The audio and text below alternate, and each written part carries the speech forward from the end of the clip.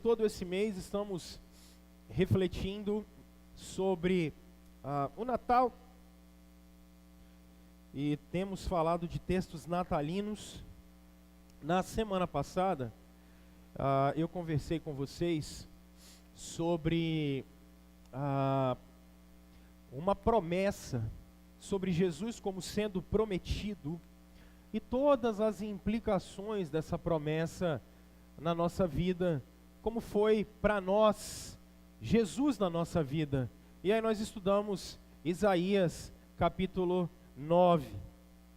Hoje eu queria pedir que você abrisse a sua Bíblia em Isaías também, mas no capítulo 7.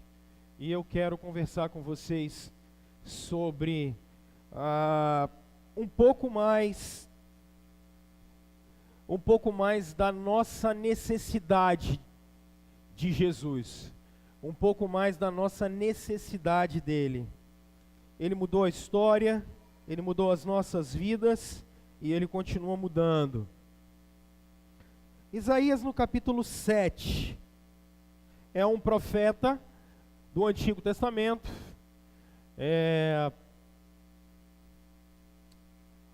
nos deixa alguns textos extremamente profundos, interessantes, e nós vamos fazer reflexão sobre ele agora. Eu vou dar ênfase em 2 versos. O primeiro verso que eu vou dar ênfase é o verso 2, e o segundo verso que eu vou dar ênfase é o verso 14.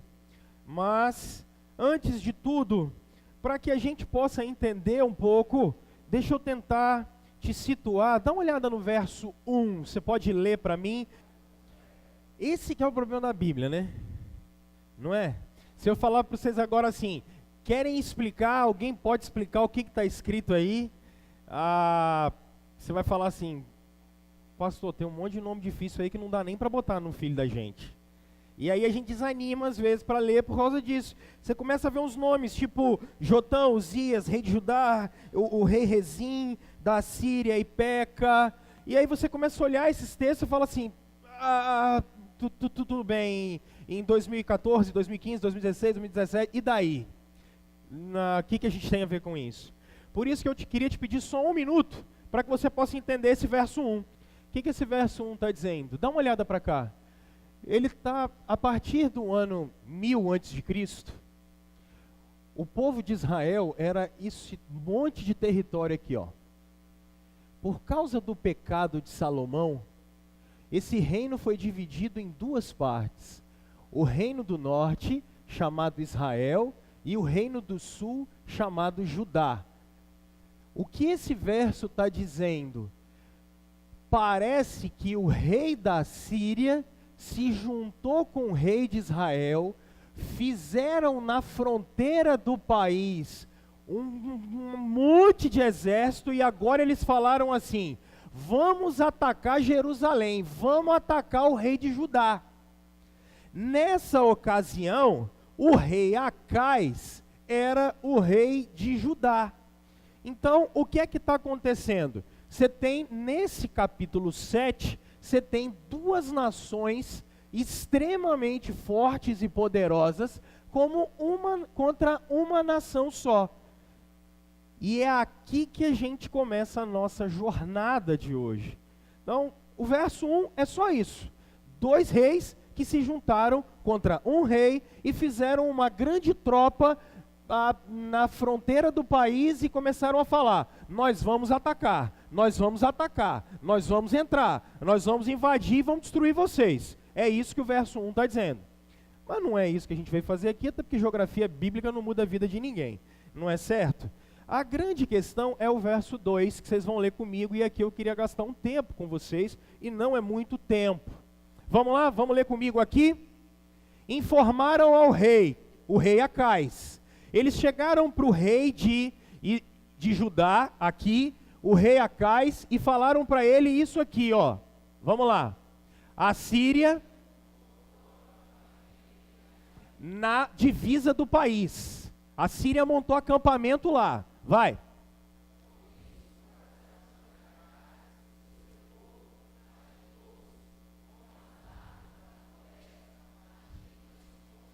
Parece uma bobeira que a gente está lendo.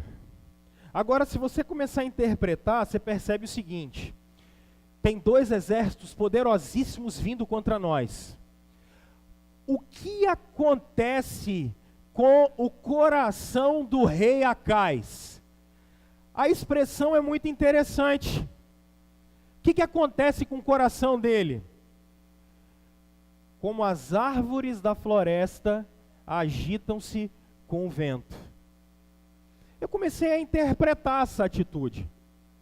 Comecei a pensar numa árvore com vento nela. E o que começou a acontecer com esse rei? O que está acontecendo com o coração dele? Simples. Acais teve medo. Acais sentiu medo. E era aqui que eu queria trabalhar, e era sobre isso que eu queria conversar com vocês hoje, e ver se Jesus tem alguma coisa a ver com isso, e ver se o anúncio de Jesus tem a ver com isso. Porque quando ele recebe a notícia de que dois exércitos vêm contra ele, o que ele sente? Medo. Ele fica assustado. Mas para que a gente possa entender, é interessante que medo é algo que acontece na vida da gente, é um sentimento de impotência diante de uma adversidade. Quer ver? Você que foi assaltado, por exemplo, nos últimos meses ou anos. Você lembra o sentimento de impotência que você teve? Quando alguém carregou tua bolsa, quando alguém levou alguma coisa de você, quando alguém colocou uma arma, quando alguém, enfim, simplesmente chegou perto de você e tirou aquilo que era seu. Você ficou assustado, ficou com medo. Vocês querem ver como é que o medo se manifesta? O medo se manifesta, por exemplo, quando você chega, por exemplo, num hospital e o médico chega para você, teu filho está ali, e o médico chega para você e fala assim: não tem mais jeito.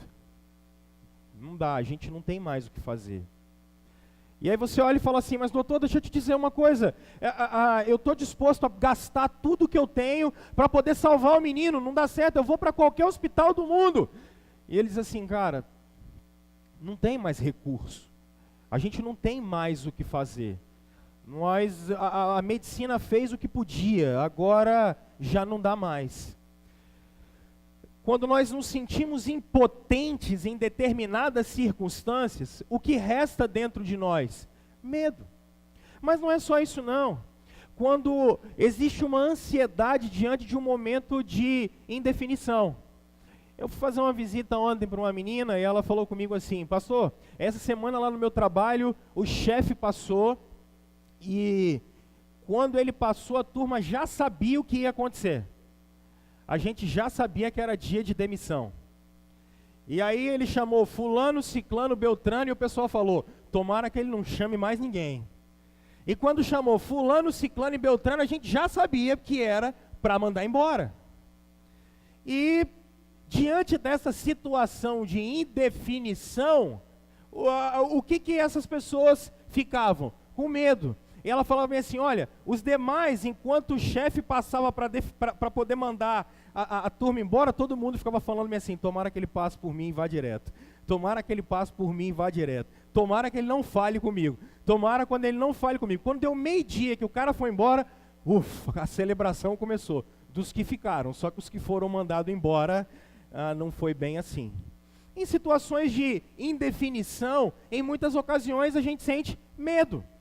É o que a gente sente. Mas não é só isso não. Quando existe a iminência do sofrimento físico, quem mora em Campo Grande aqui há mais de 30 anos, levanta a mão. Tem mais gente que eu sei. Quem conhece a farmácia do Simval? Agora sim. Quem já foi tomar injeção no Simval quando era criança?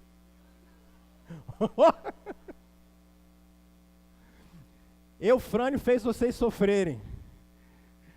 Era aquela coisa quando a gente era criança, que o pai da gente, eu passei isso mais, gente, eu tinha asma e eu tinha uma pneumonia por mês.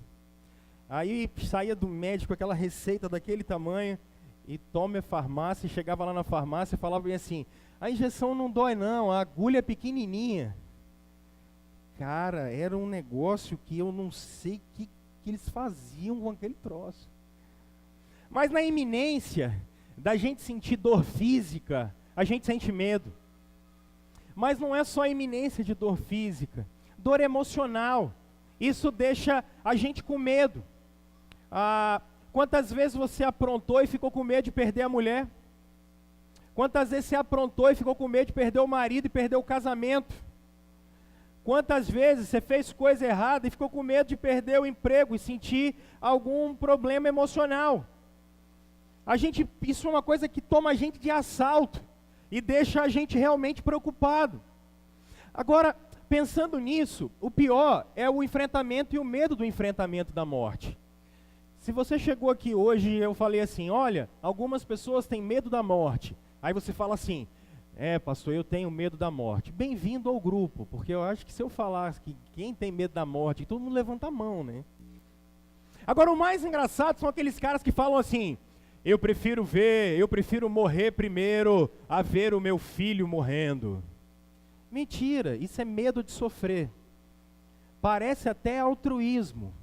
Parece até que o cara fala assim, não, olha que bacana, eu prefiro morrer primeiro, eu já vivi demais. Que nada, isso é hipocrisia. É porque a gente sabe que vai doer se ver algum ente ou parente querido morrendo. Então, como a gente tem medo de ver essas coisas, a gente fala assim, não, eu prefiro morrer primeiro. Que nada, todo mundo tem medo desse negócio, cara. A gente tem medo disso. Isso não é altruísmo nada, isso é medo. É medo que a gente tem. E são circunstâncias que a gente passa, são circunstâncias que a gente vive. Agora, a grande questão e a grande pergunta que se tem é porque o verso 2 diz, Acais teve medo. E quando ele teve medo, o que a gente faz e quais são as duas atitudes que a gente toma quando tem medo?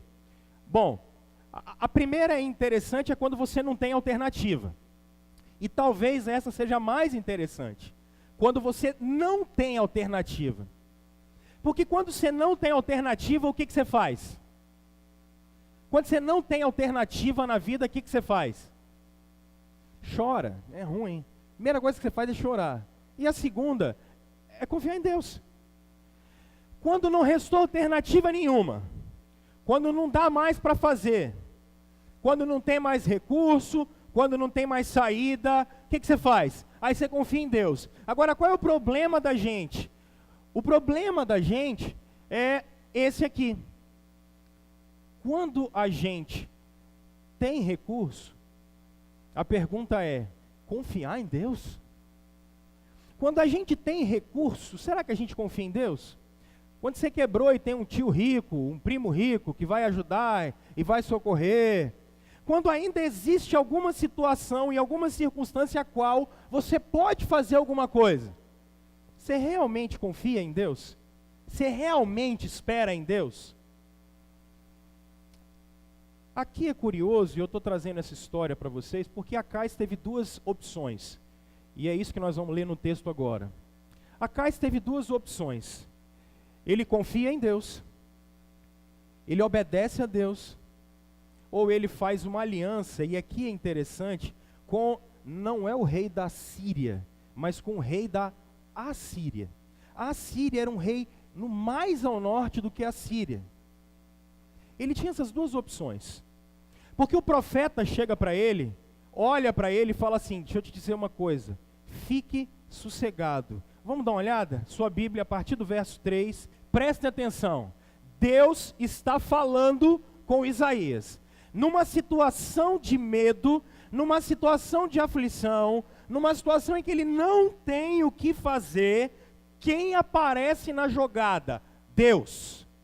Deus aparece na jogada.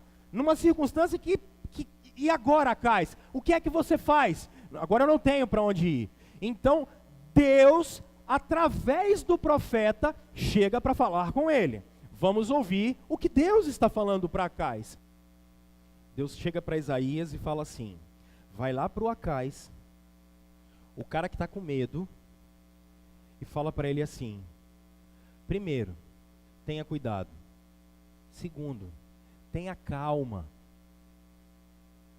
Não tenha medo. É a palavra que Deus diz. Tenha cuidado, se acalma e não tenha medo. Aí é engraçado, porque o Acais está com medo de quê? De 2 exércitos. Olha o que Deus fala sobre esses 2 exércitos. Deus chama os 2 exércitos de resto de lenha fumegante. Deus olhou para aqueles 2 exércitos, os quais Acais tem medo de entrar no reino e acabar com tudo, e Deus diz assim: fique calmo, não ande ansioso, não vá fazer aliança com quem não deve. Em resumo, não tome atitude precipitada, você vai se dar mal se você tomar atitude precipitada, porque aquilo que te causa medo, para mim, é um resto de lenha que já pegou fogo. Agora olha para cá. Meu irmão e minha irmã, eu sei que normalmente eu amo doutrina, então normalmente prego muito mais embasado em doutrinas. Não que eu não esteja pregando doutrina hoje, mas eu quero falar de algo que não é comum até mesmo nos meus discursos. Mas a pergunta que eu queria fazer para vocês hoje, e quero fazer uma reflexão breve, é a seguinte: o que te gera medo? O que é que está deixando o seu coração como uma árvore que o vento sopra em um dia de tempestade? O que está tirando a tua paz? O que está tirando o seu sossego? O que está te deixando perturbado? O que te deixa ainda com medo? O que te assusta? O que te assombra? O que? Eu acredito, e essa era a pergunta que quando eu fazia e preparava esse material, e quando eu estudava o texto, era a pergunta central que eu queria trazer para vocês. O que gera medo? Eu citei algumas situações aqui. Medo de dor física, medo de dor emocional, medo da morte, ansiedade. Por que cargas d'água? Medo de quê? O que é que te desespera? O que deixa o seu coração perturbado? Porque eu acho que, em primeiro lugar, o que a Escritura está trazendo para nós, eu acho que é um momento da gente pensar nisso, é que aquilo que pode tirar a nossa paz, aquilo que pode tirar o sossego da gente, aquilo que pode tirar e deixar a gente extremamente perturbado, Deus olha para isso e é capaz de dizer: tenha cuidado para que você não faça besteira. Tenha cuidado para que você não faça besteira. Por quê, pastor? Porque tem um monte de cara que está com crise no casamento, e ao invés dele resolver a crise no casamento e resolver com a mulher, ele arruma uma do lado de fora. Tenha cuidado. Não vá fazer nada que você não vá, ou vá se arrepender depois. Tem gente, por exemplo, e eu conheço pessoas assim, que desesperadas por causa da sua situação financeira, e eu estou tratando o fim de ano, porque você já deve estar fazendo as contas e ver se está fechando, entrada, saída e fazendo balancete doméstico. Já vi pessoas, por exemplo, que vão pegando empréstimo em cima de empréstimo, em empréstimo em cima de empréstimo, para poder tentar sair da situação que está, e quando o cara percebe, ele tem uma dívida que não consegue pagar mais. Por isso que o momento do medo, ou o momento da preocupação, é o momento de ter cuidado. Mas não é só o momento de ter cuidado, é o momento de ter calma. Vocês mesmos sabem que pessoas desesperadas costumam fazer coisas desesperadas. E a coisa pior que tem, por exemplo, para tentar ser bem prático, é você tentar socorrer o cara que está morrendo afogado. Porque ele está tão desesperado, porque se estiver tão desesperado, se você corre em cima dele, tu morre afogado junto com ele. A palavra que Deus tem num fim de ano para nós é: tenha calma. Tenha calma. Tenha cuidado.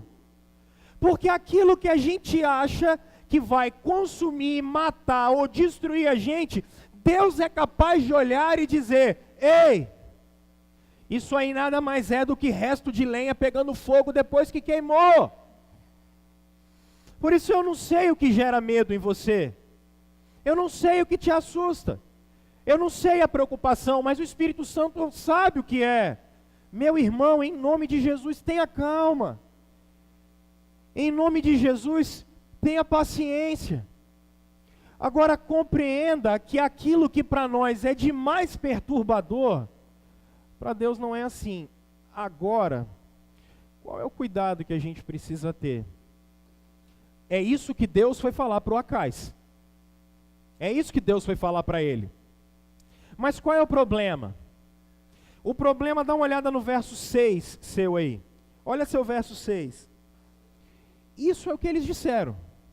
Agora, em quem você confia? É essa que é a minha pergunta. Em quem você confia? Onde é que você coloca sua confiança? No que eles dizem? Ou você coloca confiança no que Deus diz? E aqui, só para eu poder adiantar, esse que foi o problema dele. Olha o que ele falou, lê comigo.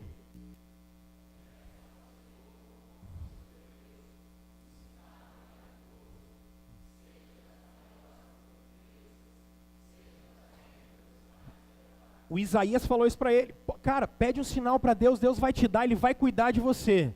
Agora, olha o espiritual, olha o que o Acais diz.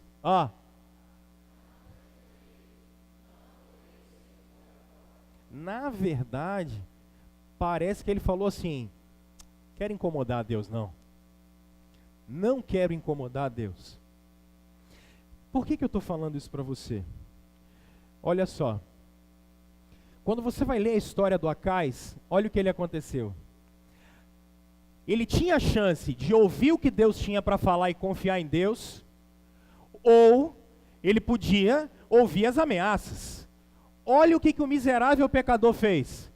Acais enviou mensageiros para dizer a Tiglat-Pileser, que era o rei da Assíria. Olha o que ele disse: sou teu servo e teu vassalo. Vem salvar-me das mãos do rei da Assíria e do rei de Israel que estão me atacando. Olha o que esse cara fez agora. Acais ajuntou a prata e o ouro encontrados no templo do Senhor. Acais pegou toda a oferta que o povo de Deus trouxe para Deus. E olha o que ele fez. Enviou como um presente para o rei da Assíria. Irmãos, ele pegou todo o valor daquilo que Deus tinha dado para ele, falado com ele, e o que ele fez? Negociou isso tudo em troca da proteção de um outro rei. Qual é o problema futuro aqui, que eu não vou entrar nesse mérito? O que aconteceu no futuro com esse cara é que esse mesmo rei da Assíria invadiu tudo, tomou tudo, e ele virou escravo desse rei. E não é o que acontece com a gente? E não é o que acontece conosco? E não é o que acontece com você, comigo e com você, quando a gente não confia em Deus? Não é isso que acontece com a gente? Porque qual é a primeira coisa que a gente faz? A gente negocia valores, negocia princípios. Conversando com um empresário um tempo desse atrás, isso não é muito comum. O cara arrochado, apertado, aí recebe um fiscal que vai chegar lá para fiscalizar a empresa do cara. O que ele faz? Com medo da circunstância, ele vai e negocia os valores através de propina e tantas outras coisas. E aí, em tudo na vida da gente, quando nós não confiamos em Deus, quando nós não esperamos nele e quando nós não imaginamos que é Ele quem pode nos proteger, gente, a gente negocia os valores de Deus com tantas outras coisas para tentar se livrar de circunstâncias mil. Só que qual é a palavra que Deus tem para a gente? Não tenham medo, fiquem calmos, esperem, aguardem. Isso que vocês imaginam que é uma coisa dificílima de se lidar, para mim é fácil. Eu falei que ia dar ênfase ao verso 14, porque Acais tinha a escolha de confiar em Deus ou ouvir uma outra voz. Quando Isaías falou com ele assim, pede um sinal, ele diz, eu não vou pedir, eu vou pedir ajuda. Aí é interessante que Deus entra na história, porque ele diz assim, isso aqui tem duas circunstâncias. Número 1, essa profecia do rei Josias, um cara que nasceu depois e que restaurou o reino que Acais tinha perdido. Essa é a primeira interpretação dessa profecia, porque ela tem um entendimento imediato, mas ela tem um entendimento futuro. Que entendimento futuro é esse? Esse aqui, ó. Apareceu-lhe um anjo do Senhor em sonho e disse, José, filho de Davi, a mesma coisa que ele tinha falado antes para Acais, não tenha medo de receber Maria como sua esposa, pois o que nela foi gerado procede do Espírito Santo. José está numa saia justa danada. Qual é a saia justa do José? Ele está noivo de uma mulher que apareceu grávida. Naquela época os homens já não eram bobos, tá? E o que vai acontecer com você agora, José? Bom, ele tinha uma opção. A primeira opção era ir entregar ela para o sacerdote e ela seria apedrejada sem problema nenhum. Agora, qual é a questão? Ele podia ouvir a voz dos outros ou ouvir a voz de Deus. Qual? Não tema, porque o que está acontecendo é uma coisa que já foi revelada. Olha lá, ela dará à luz um filho e você deverá dar-lhe o nome de Jesus, porque ele salvará o seu povo dos seus pecados. Ele tinha duas escolhas. Ele podia ouvir a voz de Deus, descansar e esperar, ou não, gente. Ou ele podia ir pelas próprias mãos dele e fazer justiça com as próprias mãos. Mas nesse caso, a gente encontra um cara que resolveu esperar e resolveu confiar. E isso é interessante. Eu não vou falar isso aqui para vocês, mas o que eu quero tratar, assim, só em rápidas palavras, para que a gente possa aplicar. Quando a gente olha esses exemplos, e a gente percebe, principalmente nessa época, gente, a promessa que foi feita para o Acais, era uma promessa de libertar o seu reino, sabe? Agora, aquilo que Deus fez por nós, em Jesus Cristo, é algo que é muito maior. Porque nessa promessa dele, o que está aqui por trás, é interessante quando ele diz assim, você vai botar o nome dele de Jesus. Quando a gente vê os versos adiante, Gabriel está anunciando Jesus, dizendo assim, isso aqui é o Emanuel. É a ideia no texto, Emanuel conosco, Deus com a gente. Porque a promessa de Deus para você e para mim é muito mais do que curar o nosso corpo. E se eu disser para vocês assim, Deus pode te curar? Você vai dizer assim, pode, porque isso foi conquistado por nós na cruz. Se eu disser para você assim, tem bênçãos de Deus na sua vida, você vai poder dizer assim, tem, pastor, tem. Porque isso foi conquistado por nós na cruz. Se eu disser para você assim, você está protegido e amparado, Você vai dizer assim, tô pastor, porque Jesus conquistou isso por nós. Mas o centro, meus irmãos, não é simplesmente isso.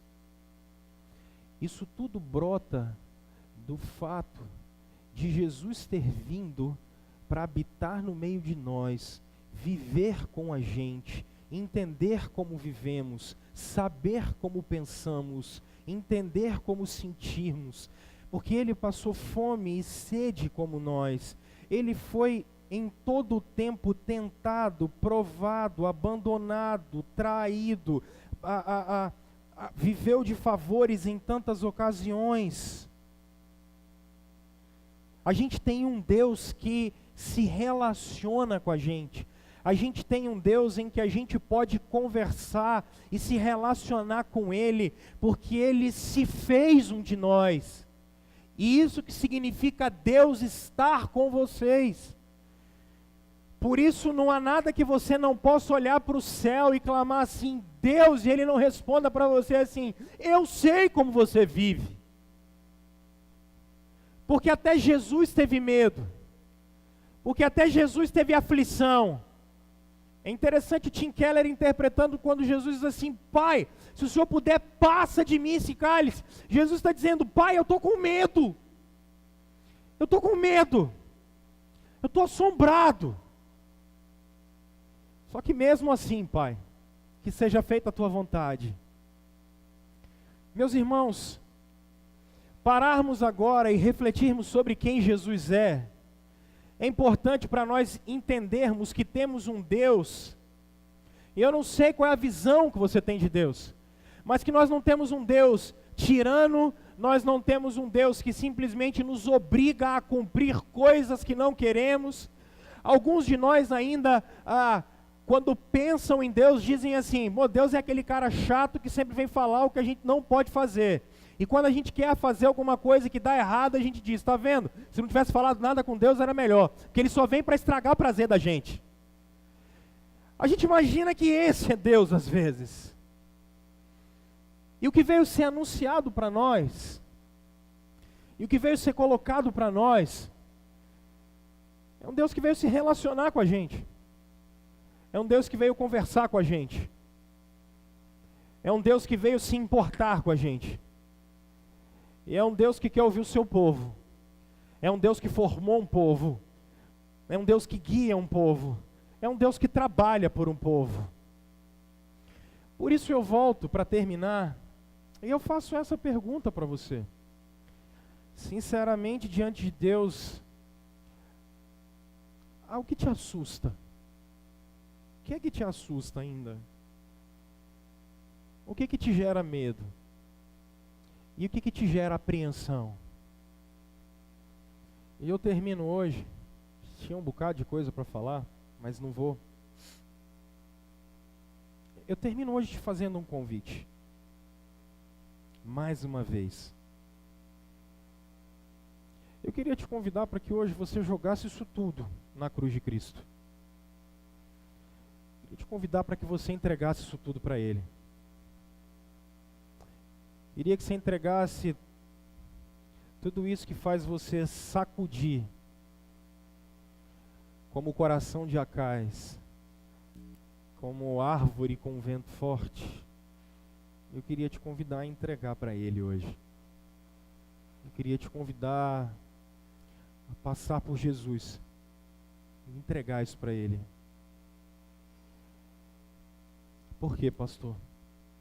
Porque um menino nasceu. Um filho se nos deu. A Virgem concebeu e deu à luz um filho. Deus veio habitar no meio de nós para perdoar os nossos pecados, para nos religar até Ele, porque Ele se importa com a gente, porque Ele se importa e isso é amor. E eu queria fazer esse convite para você, para que você fosse até esse menino, que hoje não é mais um menino. A cruz, segundo Colossenses 2 e 3, o transformou num rei. Um rei que olha por nós. Eu queria hoje pedir para que você passasse por Jesus.